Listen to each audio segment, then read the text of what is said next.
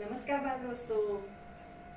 आज हम हिंदी में कक्षा 8 में भरत पाठ सीखने वाले हैं। ये भरत पाठ जो है वो संवाद के रूप में हमें पाठ्य पुस्तक में दिया गया है। उसके पहले भरत का जो जन्म होता है उसके पहले की कहानी मैं आज आपको सुनाने वाली हूँ। ये पाठ राजा लक्ष्मण सिंह ने संस्कृत में से हिंदी में अनुवाद करके यहाँ प्रस्तुत किया गया है। अभिज्ञानम शाकुंतलम संस्कृत की रचना है, वो संत कालिदास ने लिखा था। वो संस्कृत में लिखी हुई थी। फिर संस्कृत में से हिंदी में, फारसी में, मराठी में अनुवाद करके कई भाषाओं में राजा लक्ष्मण सिंह ने अनुवाद किया है।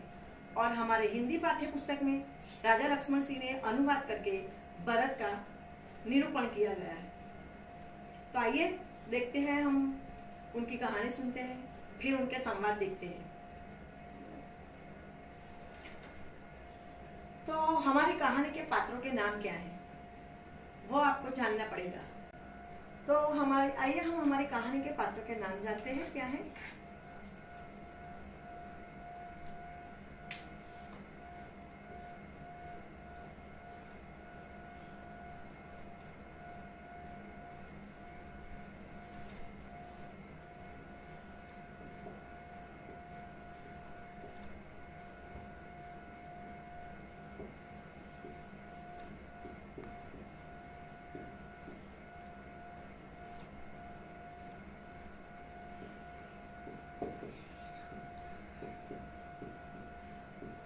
मेनका, विश्वामित्र, शकुंतला, दुष्यंत और फिर भरत। तो ये हाँ हमारे पाठ के पात्रों के नाम। बराबर। मेनका, विश्वामित्र, शकुंतला और दुष्यंत, फिर उनके बाद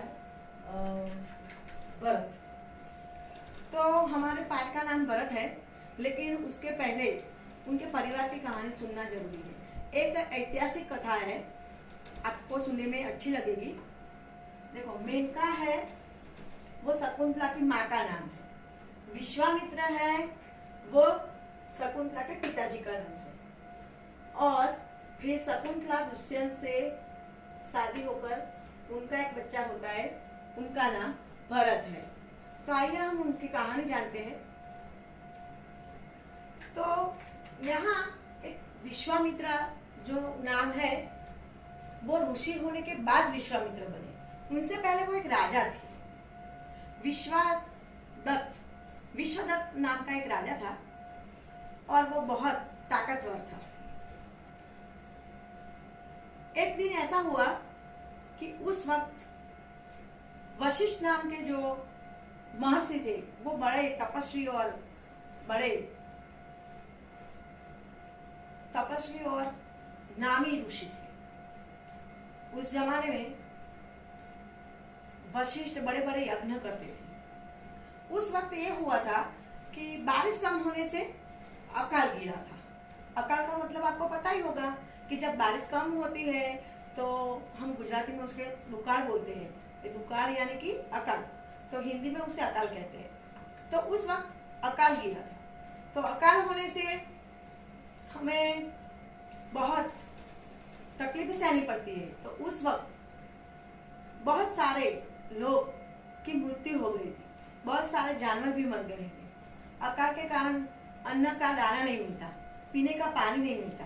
फिर धीरे धीरे लोग खाना पीना न मिलने से उनकी मौत हो जाती है। तो इस तरह राज्य के कई लोग की मृत्यु हो गई। फिर सेनापति ने विश्वामित्र को आकर खबर दी। विश्वदत्त नाम था उस वक्त, राजा था ना वो, इसलिए। तो राजा तो भोग विलास में रचित थे। उन्होंने एक महोत्सव मनाने के लिए घोषित किया था सब लोग उसी में पड़े थे। लेकिन सेनापति ने आकर यहाँ कहा कि राजा जी, आप ही अगर उस वक्त ये उत्सव मनाना बंद रखे तो अच्छा है। तो विश्वदत्त ने कहा क्यों? तब सेनापति ने बताया कि हमारे के राज्य की जो ये परिस्थिति है वो बहुत अच्छी नहीं है। अभी अकाल पड़ा है, अकाल के कारण कई लोग मर गए हैं, तो इस वक्त उचित नहीं है हमें उत्सव मनाना। लेकिन ये तो राजा थे ना, फिर वो गुस्सा हो गए। फिर सेनापति को कहा कि कोई रास्ता ढूंढो, कोई रास्ता निकालो। फिर क्या करते सेनापति तो, लेकिन उसके पहले राजा जब घूमते घूमते वशिष्ठ आश्रम में गए थे, तब उन्होंने गाय को देखा था, और वो गाय कामधेनु थी। कामधेनु गाय का मतलब पता है आपको? हमारी सब इच्छा पूरी करने वाली गाय होती है। आपने अलाउद्दीन चिराग की, है ना, बड़ी बड़ी बातें सुनी। विश्वदत्त के राज्य में अकाल गिरा था। अब वहाँ बड़ा महोत्सव मनाने जा रहे थे वो लोग। उस वक्त सेनापति ने आकर बोला कि महाराज, ये समय उचित नहीं है उत्सव मनाने के लिए। फिर विश्वदत्त तो गुस्सा हो गए। क्यों? मेरी मर्जी, मैं राजा हूँ, जो चाहे कर सकता हूँ, जब मेरा दिल चाहे उत्सव मना सकता हूँ। फिर सेनापति ने बताया कि हमारे अच्छा, तो विश्वदत्त ने कहा कि आप ही कोई उपाय ढूंढो, जाओ कोई उपाय लेकर आओ, कोई समस्या का हल लेकर आओ। तो सेनापति सोचने लगे कि अब क्या किया जाए। लेकिन उसी वक्त विश्वदत्त को ही एक ख्याल आया, क्योंकि थोड़े दिन पहले ही वो वशिष्ठ ऋषि के आश्रम में गए थे। उस वक्त उन्होंने गाय देखी थी, और वो गाय कामधेनु गाय थी। कामधेनु गाय का मतलब पता है आपको? कामधेनु गाय यानी हमारी इच्छाओं को पूरी करने वाली गाय। हम जो चाहे, हमें जो इच्छा हो वो इच्छा पूरी कर सकती है हमारी गाय। तो उन्होंने देखा था उस वक्त कि वशिष्ठ आश्रम में ये नंदिनी गाय की पूजा बहुत बड़ी परंपरा के अनुसार की गई थी, और उन्होंने देखा था कि कामधेनु गाय तो बड़ी कमाल की चीज है, उसे पाना ही पड़ेगा। तब मुझे समस्या का हल मिल गया। वो सेनापति को ऐसा बोलते हैं। तो सेनापति ने कहा कि क्या महाराज बताइए। तो उन्होंने कहा, वशिष्ठ ऋषि के आश्रम में जाओ और वहां से कामधेनु नंदिनी गाय को लेकर आओ। सेनापति तो थोड़ा डगमगाए, क्योंकि ये नंदिनी गाय वशिष्ठ ऋषि आश्रम की धरोहर थी, उनकी अमानत है, फिर हम कैसे ला सकते हैं। लेकिन विश्वदत्त ने कहा नहीं, लाना ही पड़ेगा, जाओ मेरा हुक्म है, राजा का हुक्म आप कैसे मना कर सकते हो। फिर मुंह लटकाकर सेनापति तो चल दिए। चलते चलते चलते आश्रम आ गया, और वशिष्ठ ऋषि के पास आकर उन्होंने प्रणाम किया। प्रणाम ऋषिवर। वशिष्ठ ऋषि ने उनका चेहरा देखकर ही पता चल गया कि बड़ी संकट में है। सेनापति कुछ निराश लग रहे हैं। उन्होंने पूछा कि आप निराश क्यों हैं, कोई संकट में हो? हाँ महाराज, मैं एक देश का नागरिक भी हूँ और धर्म के विरुद्ध जाकर काम भी नहीं कर सकता। फिर उन्होंने कहा कि राजा ने कामधेनु गाय को ले जाने को कहा है। तो वशिष्ठ तो कैसे दे सकते थे, ये आश्रम की धरोहर थी। फिर खाली हाथ वो वापस राज के दरबार में पहुंची। वहां विश्वदत्त को जब पता चला कि वो खाली हाथ लौटे हैं, तो वो बहुत गुस्सा हो गए।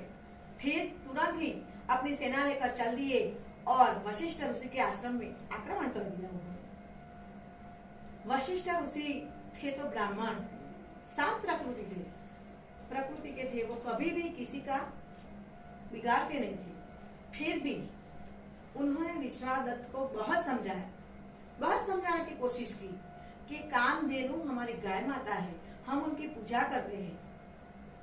फिर भी विश्वदत्त ने हार नहीं मानी और सेना लेकर आक्रमण कर दिया। लेकिन वशिष्ठ ने अपने मंत्रों के उच्चार से पूरी सेना खड़ी कर दी। कितने सारे सैनिकों खड़े कर दिए। एक मंत्रों उच्चार से कितने सारे सैन्य पैदा कर दी उन्होंने, और विश्वदत्त के सामने उन्होंने युद्ध किया और विश्वदत्त हार गया और वशिष्ठ ऋषि जीत गए। फिर विश्वदत्त हार मानने में वाले से में नहीं था। उन्होंने उसी वक्त तय कर लिया कि मैं राजा हूं तो क्या हुआ, सिर्फ ब्राह्मण ही तपस्या कर सकते हैं, सिर्फ ब्राह्मण ही सिर्फ योगी बन सकते हैं और ब्रह्म ऋषि बन सकते हैं, मैं क्यों नहीं। तो उन्होंने राज सिंहासन छोड़ दिया और जंगल में चल पड़े और फिर उन्होंने तप करना शुरू कर दिया। कैसा तप किया पता है आपको? अरे उनके शरीर पर मिट्टी जमा हो गई। मिट्टी इकट्ठा होना यानी पूरे मिट्टी के ढेर खड़े हो गए उन पर। फिर भी वो डगमगाए नहीं। उन्होंने गायत्री माँ की पूजा और मंत्रोच्चार किए। आपको पता है, ओम भूर्भुवस्वः तस्य वितुर्वरेण्यं भर्गो देवस्य धीमहि धियो यो न प्रचोदयात्। तो यह मंत्र की रचना विश्वामित्र ने की है। फिर वो विश्वदत्त से विश्वामित्र बन गए। वो एक राजा थे, लेकिन एक कामधेनु हार जाने से उन्होंने बड़ी घोर तपस्या की और उस तपस्या के कारण वो एक विश्वामित्र बन गए। तो विश्वदत्त से वो विश्वामित्र ऐसे बने थे। और उन्होंने ये गायत्री की उपासना करते करते गायत्री मंत्र की रचना की उन्होंने। तब से एक गायत्री मंत्र हम गाते आ रहे हैं। फिर बहुत साल हो गए तपस्या करते करते। इंद्र में सब लोग हिल गए कि एक दिन ये तपस्वी बन जाएगा तो हमारे पर मुसीबत आ पड़ेगी, अब क्या किया जाए। तब इंद्र ने सोचा कि मैं एक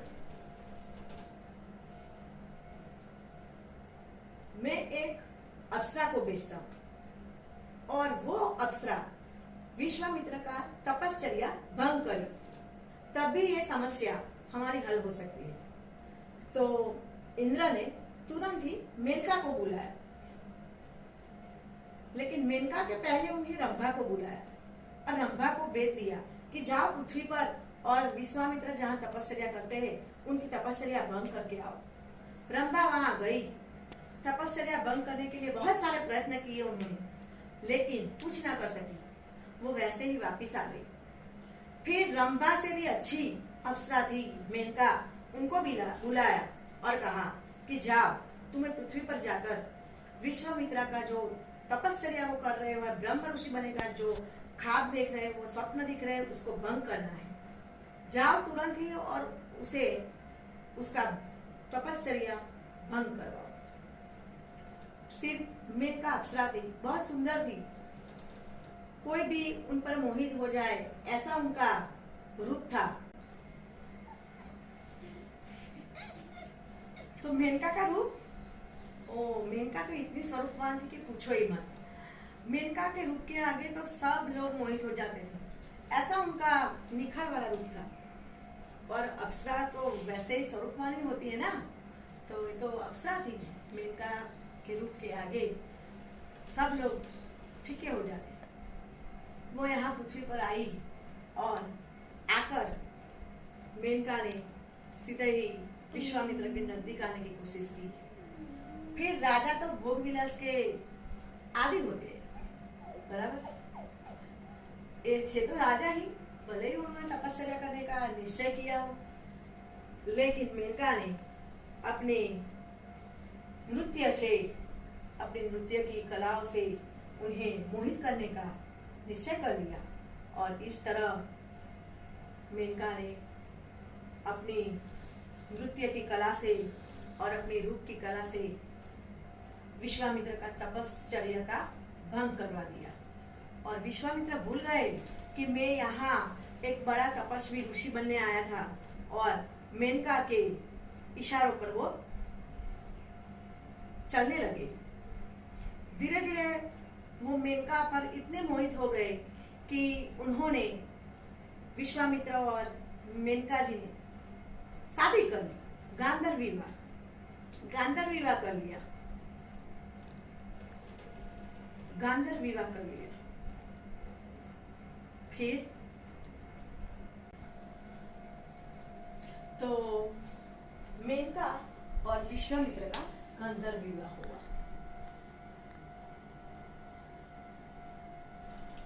तो ये विश्वामित्र और मेनका अप्सरा थी, विश्वामित्र तपस्वी बन गए थे तो राजा ही हो। फिर मेनका का रूप देखकर वो मेनका पर मोहित हो गए और मेनका की नृत्य की कला से वो उन पर मोहित हो गए। इस तरह उन दोनों ने आपस में मिलकर गंधर्व विवाह करने का निश्चित कर लिया। और फिर गंधर्व विवाह क्या होता है पता है आपको? गंधर्व विवाह का मतलब होता है लड़का और लड़की दोनों आमने सामने राजी हो जाए, दोनों आमने सामने पसंद करें और दोनों मंदिर में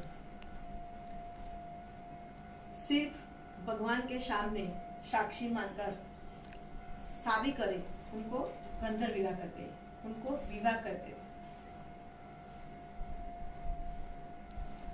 फिर उस वक्त कोई दावत भी नहीं होती, कोई रिश्तेदार भी मौजूद नहीं होते और कुछ भी रिश्व रिवाज नहीं होते। सिर्फ स्त्री और पुरुष दोनों मंदिर में भगवान और माता जी के सामने रिश्ता मानकर परिक्रमा करते हैं या फिर फूलों की माला पहनाकर शादी करते हैं, विवाह करते हैं। उस जमाने में एक गंधर्व विवाह अप्सराओं ने शुरू किया था, क्योंकि राजा जो लोग राजा होते थे वो अप्सराओं पर ज्यादा मोहित हो जाते थे और कभी भी अप्सराओं मोहित होकर राजा से गंधर्व विवाह कर लेती थी, फिर स्वर्ग में वापस चली जाती थी। ऐसा कई बार कई राजा से ऐसा हुआ था। तो अप्सराओं ने गंधर्व विवाह शुरू किया। आज के जमाने में जो हम लव मैरिज बोलते हैं वही पुराने जमाने में गंधर्व विवाह बोला जाता था, बराबर। आज के जमाने में हम लव मैरिज कहते हैं। लड़का और लड़की राजी होते हैं तो वो लोग आपस में शादी कर लेते हैं। वही पुराने जमाने में गंधर्व विवाह हुआ करता था। तो दोनों राजी थे। फिर उन दोनों लोगों ने मंदिर के सामने वहाँ गायत्री मंदिर में उन्होंने विवाह कर लिया। और फिर विश्वामित्र तो राज सिंहासन छोड़ दिया था, इसीलिए वो मंदिर में नहीं लेकिन आश्रम में रहते थे। तो वहाँ अपनी आश्रम में ले गए, कुटिया में ले गए। फिर वहाँ मेनका ने कुटिया को स्वर्ग बना दिया था। फूलों से इस तरह सजाया था कि जैसे स्वर्ग यहाँ उतर कर आ गया हो, ऐसा लगता था। फिर दोनों साथ ही में रह रहे थे। बहुत वक्त गुजर गया, बहुत साल हो गए। फिर उन्हें एक बेटी पैदा हुई। उस बेटी का नाम उन्होंने शकुंतला रखा। दोनों बहुत खुश थे बेटी को पाकर। दोनों अब अपनी बेटी को लेकर बहुत खुश हो गए। बहुत लालन पालन हो रहा था उनका। लेकिन नारायण नारायण नारायण, बोलो कौन है वो? हाँ, नारद मुनि। आपने तुरंत ही पहचान लिया है ना? नारायण नारायण नारायण, ऐसा करने वाले कौन थे? नारद मुनि। तो नारद मुनि स्वर्ग में आए और इंद्र से बात की। इंद्र को जो अप्सरा के डेरों में फंसे हुए थे वहां आकर नारद जी ने उनको बताया कि बस आप अप्सराओं के बीच आनंद ही करते रहेंगे या और कुछ नहीं। फिर इंद्र ने पूछा क्यों ऐसा बोल रहे हो आप? तो क्या आपको पता भी है कि मेनका जहाँ गई है वहाँ उन्हें एक बेटी भी हुई है। अब उन्हें वापस आने का वक्त भी हो गया है। तब इंद्र जगे और उन्होंने सोचा कि सही बात है, मेनका को मैंने सिर्फ विश्वामित्र का तप भंग करने के लिए भेजा था और उन्हें गंधर्व विवाह भी कर लिया और बेटी भी हो गई। अब तो उन्हें वापस आना ही पड़ेगा। तो इंद्र खुद पृथ्वी पर गए और मेनका के सामने आकर खड़े हो गए और बोला कि मेनका चलो, अब तुम्हारा समय स्वर्ग में वापस लौटने का हो गया है। मेनका ने सोचा कि अब कैसे मैं आ सकती हूँ विश्वामित्र के साथ और अपनी बेटी को साथ छोड़कर मैं कैसे आ सकती हूँ। बहुत उन्हें आनाकानी की, लेकिन इंद्र के आगे कुछ नहीं चल सकता। फिर अपनी बेटी को विश्वामित्र को सौंप दिया और विश्वामित्र की सामने अपनी बेटी को कहा कि तुम अपनी बेटी को बड़ी करना, अब मेरा वक्त आ गया है स्वर्ग जाने का और मुझे जाना पड़ेगा। तब विश्वामित्र को सारी बात समझ में आ गई कि जो मैंने एक ब्रह्म ऋषि बनने का मेरी जो सोच थी, मेरा जो स्वप्न था, ये इंद्रलोक ने मेरा ये स्वप्न तोड़ दिया और मेरा ये तप भंग करने के लिए अप्सराओं को भेज दिया। वो सारी बात समझ गए, लेकिन वक्त बहुत दूर चला गया था। अब विश्वामित्र फिर से वही सोच में डूब गए कि अब मुझे ये सब छोड़कर फिर से तप शुरू करना पड़ेगा। इसीलिए ये शकुंतला को वहां छोड़कर चल दिए। मेनका ने बहुत समझाया कि मैं भी जाऊंगी, आप भी चले गए तो इस लड़की का क्या होगा। फिर इस लड़की को कण्व ऋषि के आश्रम में छोड़कर विश्वामित्र को तप करने के लिए वो चले गए और मेनका भी स्वर्ग में चली गई। वहां कण्व ऋषि ने बहुत लालन पालन से शकुंतला को बड़ा किया और शकुंतला अपनी माँ की तरह, मेनका की तरह, वो अप्सरा थी तो अप्सरा की बेटी तो सुंदर ही होगी ना, तो अपनी माँ की तरह बहुत सुंदरवान थी। वो वन में रहती थी और वन में हिरण, खरगोश ऐसे प्राणियों को अपना दोस्त मानती थी और अपने गोद में खाना खिलाती थी और कब वक्त गुजर जाता था पता ही नहीं चलता था। इस तरह वो बड़ी हो गई और वन के पेड़ पौधे जानवर सब उनके दोस्त थे। सबके साथ वो इस तरह बड़ी हो रही थी। सखियों के साथ पानी भरने के लिए जाना और फूलों की माला गूंथना, नदी किनारे पर स्नान करना, फिर कण्व ऋषि की सेवा करना, ऋषि माँ की सेवा करना। तो इस तरह उनका जीवन शुरू हो गया था। वो बड़ी हो गई थी।